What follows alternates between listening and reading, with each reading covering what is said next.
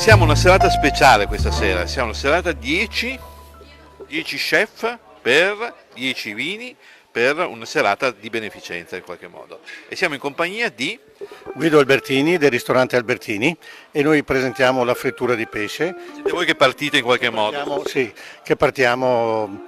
Abbiamo il baccalà mantecato con radicchio brasato. Sì. Eccolo qui. Quindi praticamente una particolarità del, tra virgolette, del baccalà In questo mantecato. periodo ci aggiungiamo il radicchio di Treviso. Poi abbiamo una fritturina di pesce che abbiamo alleggerito con la farina di riso, calamari, gamberi, sarde, lische di sarde e ci aggiungiamo del radicchio di Treviso che viene Ricordiamo anche ai nostri spettatori dove possono venirvi a trovare, che a Visnadello, Villorba, ristorante Albertini e sulla statale Treviso Conegliano. non si sbagliano, Treviso Conegliano. E in questo periodo, oltre che fare il pesce che facciamo tutto l'anno, facciamo del pesce abbinato al radicchio. Sì, perché siamo nel periodo del radicchio, ricordiamo. Sì, sì, sì. E anche facciamo parte della strada del radicchio rosso di Treviso.